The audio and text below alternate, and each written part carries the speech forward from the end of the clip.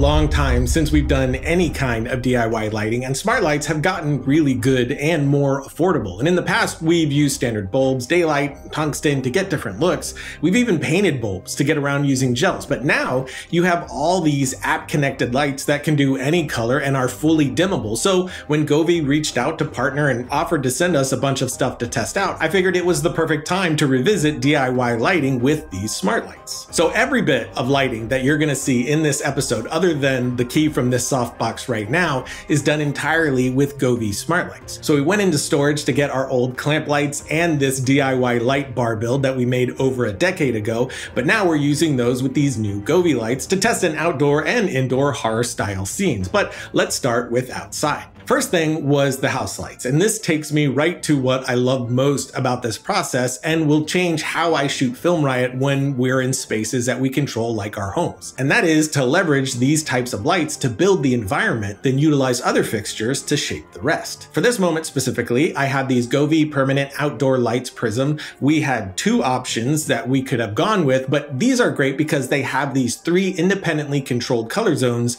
in each of the heads that run around the house. So I can get a ton of different looks out of them. Then I have these wall-mounted lights here, a floodlight bulb replacing the light for my porch, these yard spotlights, which I place them on either side of the house to light up the house on the edges a bit and backlight the tree on the right side. Then I tossed my indoor strip light pro, which is one of my favorite lights that we tested, into one of the flower beds just on the left side to bring a little bit out over there. They do have outdoor waterproof ones, but these are the ones I had on hand. And these decorative projector lights, one on either side of the door. These are great because you can swap out the sides to get different images projected onto your house depending on the season. Obviously, this one specifically only works for our scene here since we wanted to push that Halloween decoration vibe at first, but outside of very specific uses, these are really only useful as decoration, which I will keep on my house now. So once I had it all up, I could set the look that I wanted in the app, and then we were ready to go. So next was to get some lights to shape our subject. So we grabbed that old light bar that we built in 2014 and tossed in 8 Govee bulbs. Then I can get all of these connected in the app and control each individually so I can have them all on or select how many I want on, but I can also group these and operate them as a whole. Any color, dimming, or programming as a scene. And that's the biggest upgrade with this new DIY lighting approach. I don't need any dimmers anymore, and I don't need gels. And that especially comes in handy when you are putting these lights in a shot or trying to hide them in small places. I also grabbed the old clamp lights, popped some bulbs in there, so right here with this fixture and a handful of clamp lights, we have a DIY light kit for around 150 bucks. But with these built, we headed back outside and we placed the light bar behind Emily to act as a street light. I had all 8 on, but dimmed down and set to 2800 Kelvin. Then we had one of the clamp lights in front of her to act as a cold moonlight look, but then eventually the red house lights. For the moonlight to start, I just used the cyan preset in the app and set the intensity to my liking, and that was it. We had our look. So now to get the house to shift those looks on command, I can group all the lights into a tap to run. So I'll include every light that I want, then set each to what I want it to do. Then I have these 3 ready to go, and the first one is the starter Halloween decoration look, the second is that calm hypnosis look, and the third all red. So now I can run the shot over and over, reset, and shift the lights with just one press. Now these lights aren't made to sync perfectly for theatrical use, so there was a tiny delay in the shift over, but that was an easy enough solve by bringing it into After Effects and using some masking to correct the timing. And I do realize I'm leaning heavily into red in this episode, and YouTube compression doesn't tend to be very kind to dark and red images, but I couldn't help myself. It looks so cool, so I guess we'll see how cruel YouTube's compression is. I love this shot here too, the fog spilling out as the door slowly opens. It feels like such a fun classic Halloween moment, almost Goosebumps-esque. But those permanent outdoor lights prism were really the heroes of the outside shots that I tested. With some that I did in the backyard, which we'll get to in a minute, they're serving double duty, an interesting design in shot, but also the main light for those shots. And these specifically can produce something like 16 million colors and gradients that shift smoothly between subtle tones to vivid. So I was able to get a lot of looks out of this. And I love that triple color effect too, and how it works in the app. You have basic controls, of course, but also pre-made scenes that you can flip through, including seasonal, which you know, selfishly, I love because I'm just leaving these on my house year round and never have to put Christmas lights up again. But you also have this DIY area where you can get really granular and build out your own looks and effects, like pulsing looks. And you can do this with any light. So since I replaced literally every light inside my house with a Govee light, including the recessed lights in my kitchen, I was able to create this pulsing effect, which I made all red because I'm daring YouTube to destroy it, I guess. But I can offset them, make some faster than others, and get this really great and unnerving look right inside my house without having to worry about hiding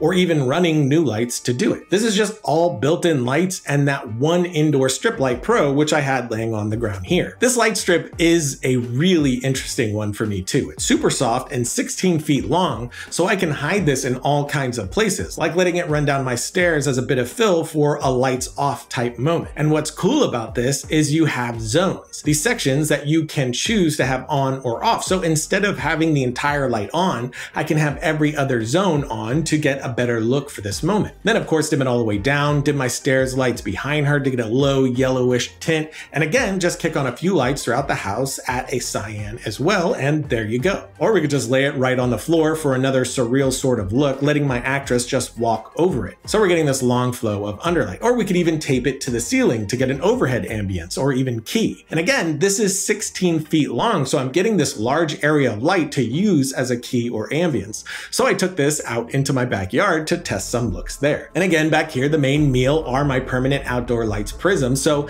that is the foundation I'm building around. For instance, this shot here is lit with nothing but those prism lights. I set them to this gradient that I really love. It has this great tone, almost an early 2000s horror feel for me. I have these Govee string lights up as well, which is doing a ton for us visually. I love how this type of hanging bare bulb looks on camera, but the main illumination is coming from the lights strapped to my house. But then I do have some shots like this here where I'm leveraging that wall light to hit her with some interesting looks as well, but I'm getting a nice amount of multiple tones and shape, especially when she's under the pergola, since the light from the prism lights above is being broken up and giving us subtle, interesting shapes. And I love how this looks, but when I have her step away from the house a bit, she falls completely into shadow. So to bring in a stylistic moonlight look, we brought out that light strip.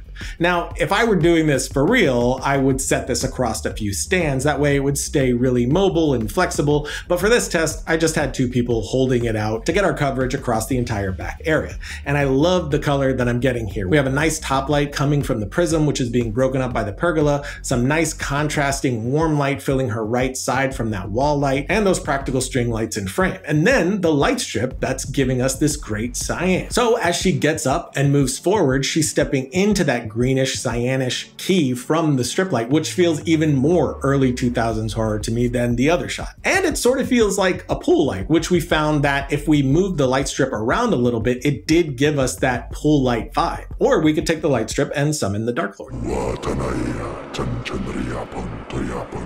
But we're doing the same thing out here as I mentioned before. We're using these built-in lights to design our environment, then a couple of additional for the subject, which I could show better if we move back inside. So we have Emily here with the only additional lights on her being a clamp light as a front key, which I also diffused with a shower curtain to stay DIY, and another clamp light as her backlight.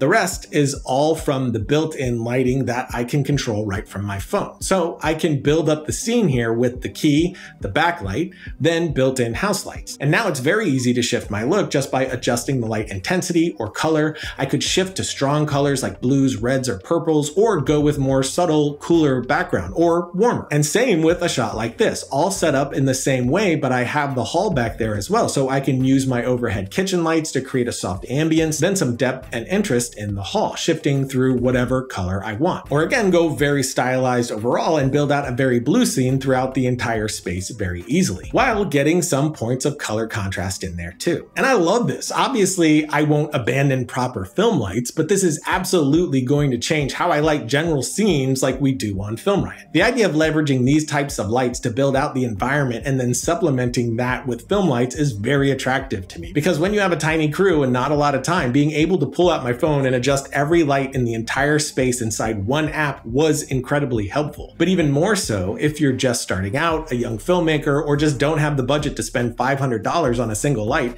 this is genuinely a really great way to start. You could get the light strip and build out a bunch of DIY fixtures like we did and spend under $300. It's a perfect way to get started now until you can upgrade to proper film lighting. And obviously this is all meant to be home lighting, and Govee has so much great stuff, especially the permanent outdoor lights Prism, which are durable and reliable, and they can withstand extreme temperatures and have gone through all kinds of testing for safety and long-term use through any season. And of course they're waterproof, so good with heavy rain as well. And even though they're outside, they can be useful for indoor shots as well. Not on the first floor for me, but on the second floor of my house, where it would be really difficult to get some light in there, I can leverage those lights that are mounted just outside to get some nice light casting inside the windows. Anything from color effects to any strong color or something more straightforward, but now I can have that additional element at any window on my top floor. The permanent outdoor lights Prism are available at govee.com or Amazon, links to both places below, and of course you can find the rest of the lights that we showed today there too. And I will say that in the past, the DIY lights that we built was really just to show what you could do on a budget. We didn't use those a ton,